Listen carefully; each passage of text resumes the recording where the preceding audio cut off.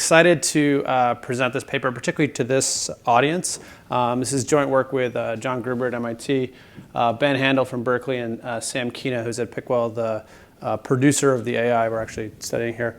So this paper is about skilled experts, and we're going to be interested in, the green button worked too well. We're going to be interested in the interaction of expertise with the introduction, basically, of a form of AI recommendation and decision support. The motivation is perhaps unsurprising, that expertise and agency plays a central role in many of the markets that we study. Think of there's many examples, but just doctors, financial planners, that kind of role. You're relying on somebody to help you with a potentially complex decision. And this may overstate it, but much of the work, much of the discussion, particularly at an aggregate level, has focused on AI and automation replacing lower skilled occupations.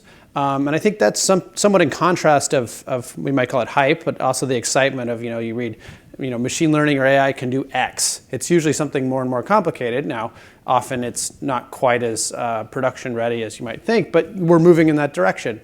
So we wanted to think about that a little bit in this setting where advances into more complex environments we think are likely to be alongside those experts. So we think that it's unlikely or not immediate that you're going to replace a doctor, but increasingly we're going to be giving them information potentially in domains that they don't see, and we want to understand how that might work. The other piece is, even if we think that that eventually the robots will come, and we've heard this a few times, as you develop the data, as the system learns, it's going to be alongside those experts. So both of those introduce these questions of basically how do experts interact with AI technologies when they're just offered up to them?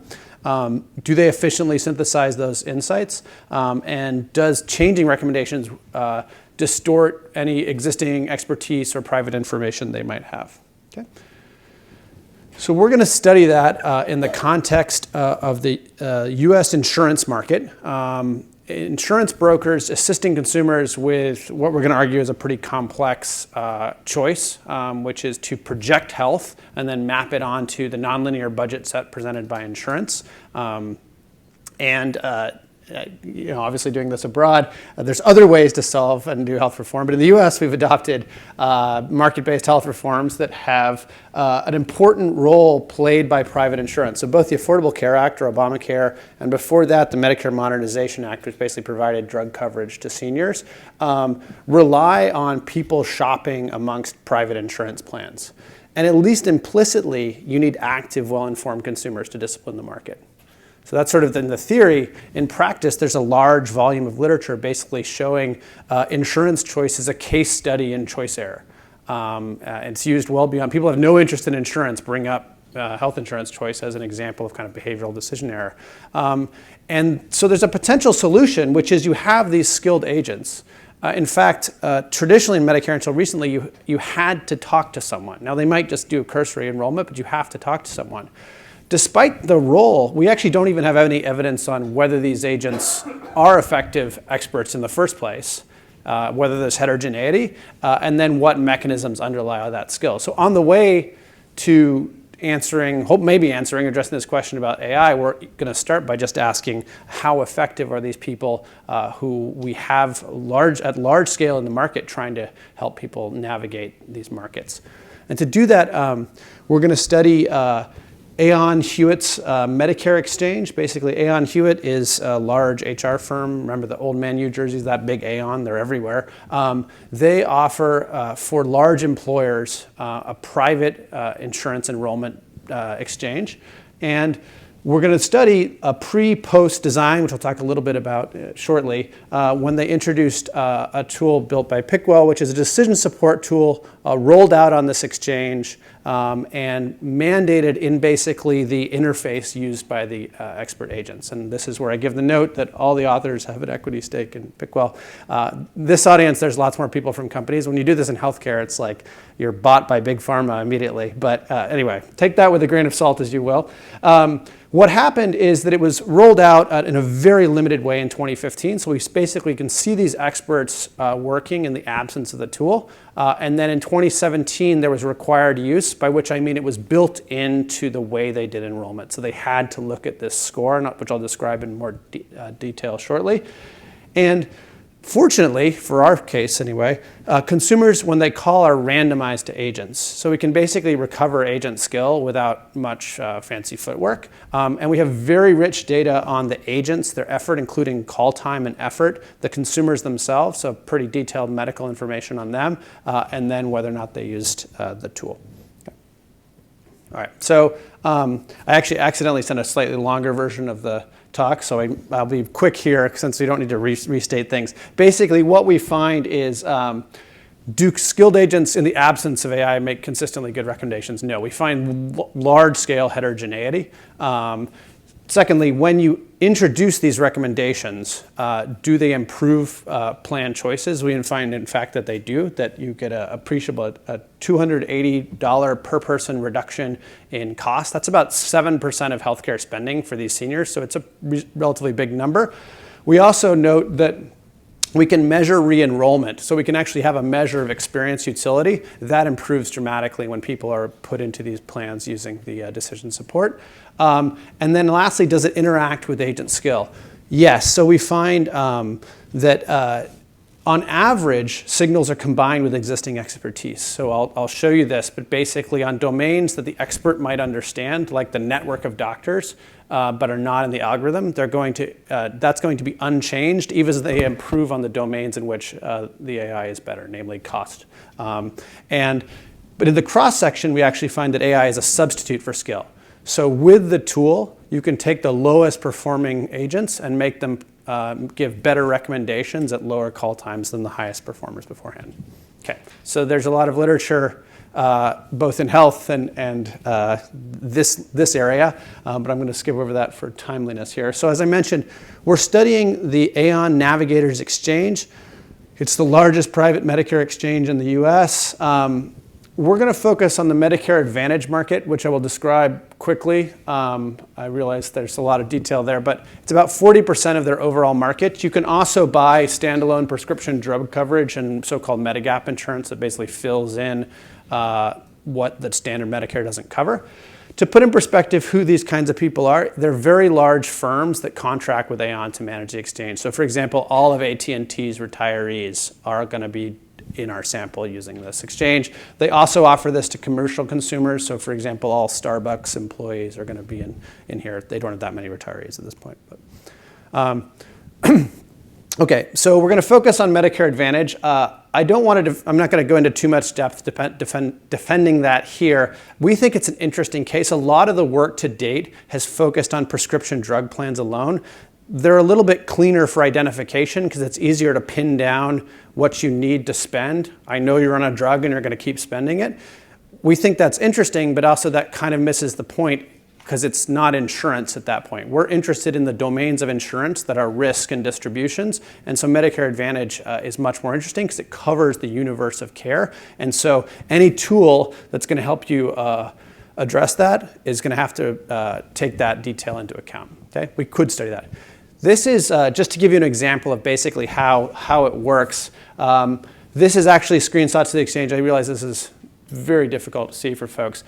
Basically, you ask what you're buying, you give age, zip code, gender, and then you're going to fill in drugs that you take and some limited questions about medical utilization. That's going to generate a set of plan recommendations, which if people have opera glasses in the back, you can see. But up here, this is the AI in this case. Basically, every plan is going to receive an individualized score, a color tiering, and then an individual specific out-of-pocket spending. Okay? And what you want to think of when I talk about pre-post is, roughly speaking, you see all this, you just take out these bits. Okay? So what are those actually, what's underlying them? Why am I calling them AI? And we can discuss whether that's an overstatement or not. But it is very much in the spirit of a lot of what we're talking about. There's a component which is really machine learning driven, which is to develop a predictive model of the distribution of out-of-pocket spending given each of the plan characteristics and the individual characteristics. It then basically is able to take that distribution, run it through every plan and understand it in the benefit, scale it by a risk preference for that individual. So you're basically how much do you cost, but also how risk averse you are. And that's going to generate for every enrollee a plan level recommendation that's going to have how much are you expected to spend, how much, or what's the plan score. That's basically weighting risk preferences along with spending. And then there's the color coding, which is just giving you that distribution, which is going to come back in green, yellow, and red. Which is a favorite of the way these scores are often rendered. And it's delivered to them as an API, so it's just on the back end. Okay? So what are we doing? We're going to use that time series variation. In 2015, it was offered. It literally, there was an email that went out before open enrollment. So all enrollment occurs coming up shortly here, October to December. An email was sent out a week before saying there's this new tool, you can use it if you want. And I'll show you, everyone seems to have tried it. No one really used it systematically, so it was very low use. In 2017, it was built in, so every enrollment had to see it. And you might say, well, what happened in 2016? That's one reason Ariel kindly had a more draft paper, is that 2016, there's a bunch of data issues and a variety of other things. So while we would love to know whether they adopted it more endogenously, we can't look at 20, so we're really using a kind of long pre-post. All right. So this is the experiment. So think of this as, an upper bound of a third, lower bound of 0, and then every enrollment is basically calling the tool in 2017. I'll jump over summary stats for the sake of time here. So there's two main issues we need to deal with in thinking about, well, what was the impact? The first is that we're just using time series variation. And in fact, a big, if we just say, well, look, people are making better decisions after they get this tool, isn't that fantastic? You're very worried about changes in the market structure and the plans being offered. So if people are fairly random or not particularly good at choosing, simply truncating some really bad decisions can have big impact on average choice errors. So to do that, we're going to estimate a demand model in each period, so a pre and post, using those parameters, simulate choices in 2017, so holding the plans fixed, and ask, as a function of access to this tool, how did demand change? And with that demand change alone, how much better would choices be? So that's going to be one approach. The second question you might be saying is, how are we going to figure out what a good choice is? And in fact, we're going to use the predicted cost that's coming out of the engine. And so why isn't that circular? And so there's sort of three elements to that. The first is, we're interested in whether the brokers are even using this. So you might say that experts don't even use this at all. We don't need to find that it improves necessarily. The second, and I'm happy to talk more about this, but we'll demonstrate that basically the predictive performance of this tool dramatically exceeded anything in the market and is a very strong predictor of healthcare cost. So that's going to be, again, it's an unbiased and well-performing predictor. It's exactly what you might say, hey, if you built that for a paper, it'd be great to know how much people are going to spend. And third, and I think perhaps the most compelling approach, is to ask, well, what's the experienced utility of being in the plan? If we're making better recommendations, people should like their plan. And we can't get willingness to pay up front because we don't think people are making very good decisions that reflect their underlying experience. But what we're going to be able to see is, if you go into the plan that we recommended, did you decide to re-enroll in subsequent years, so after you experienced it? So that's going to be the third way we're going to say, are these choices changing? So the choice model we're going to estimate here is going to be a function of, basically, we're going to model utility, the joint utility. So we don't see, we see the broker and the enrollee together. The enrollment utility for an insurance plan is a function of the premium, how much you spend out of pocket, The risk protection that's provided by that plan, so this is risk aversion, basically scaling the variance, roughly speaking. Other financial plan characteristics, so how high is the deductible, what is the out-of-pocket maximum, that kind of thing. The network of physicians, then we're going to include brand fixed effects and the type of plan. And we're going to estimate this as a pretty straightforward logit demand model. This generates some useful hypotheses to ask how are decisions being made. The first is we're going to ask whether alpha is equal to beta 1. So this is a test that was really developed by John Gruber and Jason Abeluk to ask $1 in premium and $1 out of pocket after you control for the risk component is exactly the same. So you should be indifferent between these because they're both $1. So that's the first question. The second question we're going to ask is, do these other financial characteristics matter? So if you write down a model of sort of homo economicus making this choice, once I tell you how much it's going to cost you, you should be indifferent to the specifics of the deductible or the out-of-pocket maximum. Basically, you should care about how much you spend, but conditional on that, it doesn't matter if it's a high or low deductible, just total spending. So both these questions we're going to ask.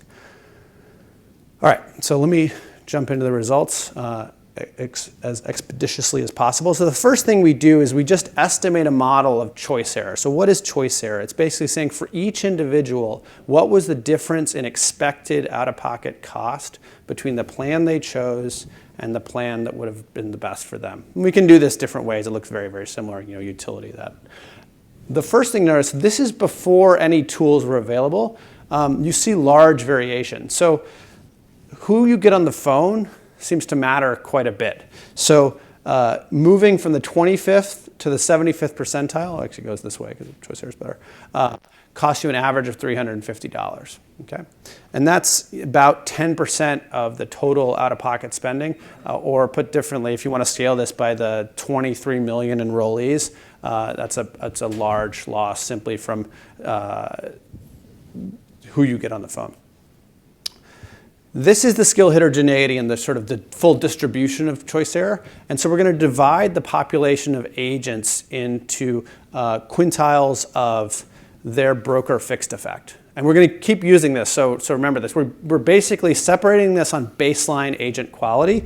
And as expected, worse agents are worse. But what you'll notice that getting someone in the bottom 20% is much worse financially for you than getting someone on the top there. So these are big differences in the absence of the tool. And you can see this again. This is the average choice error in these buckets. But you might say, well, maybe these people are, what could we figure out who these really good brokers are and help guide people to the right broker?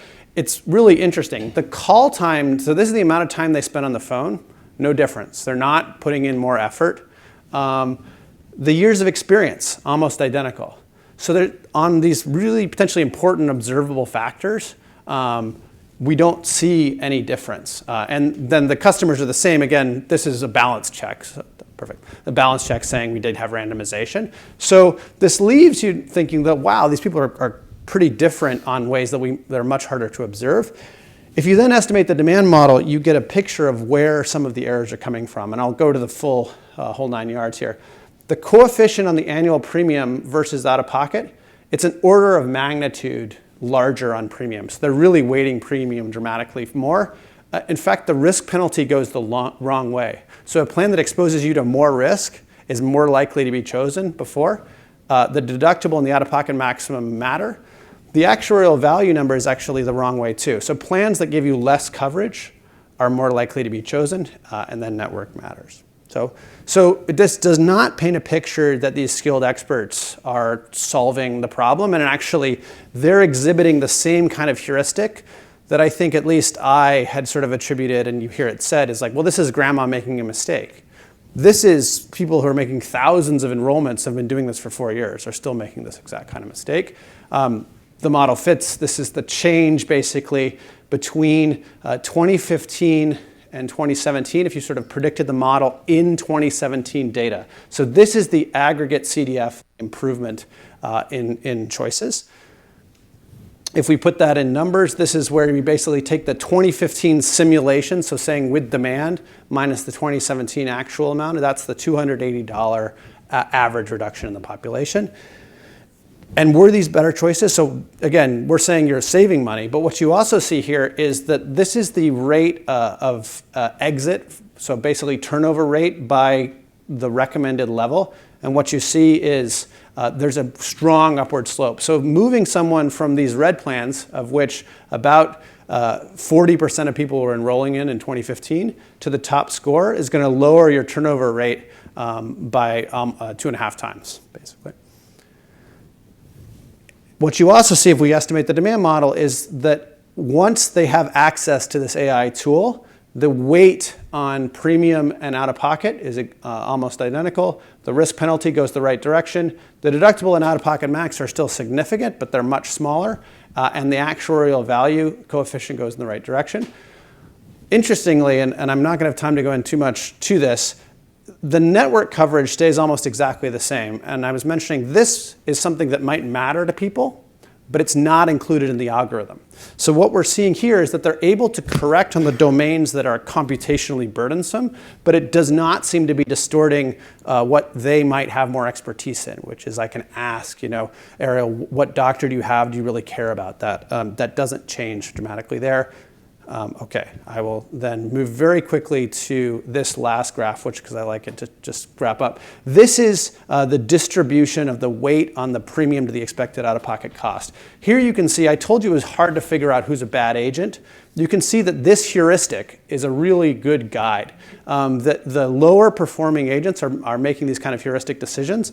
Those are basically all sent to one once they have access to this tool that you're correcting. And in fact, these agents spend about 20% less time on the phone to achieve better outcomes than the top agents beforehand afterwards. So it's basically improving at least a measure of productivity there. So what are we finding? Brokers are really important.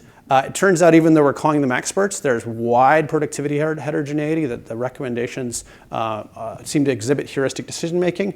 This decision support algorithm seems to improve choices, and we have some of the mechanisms it's correcting these heuristics, and that particularly within the skill gradient itself, the AI is basically a substitute for skill. But on average, they're still using some private information, which is that they can address networks as well as they did before, and that's including in the recommendations. Thanks.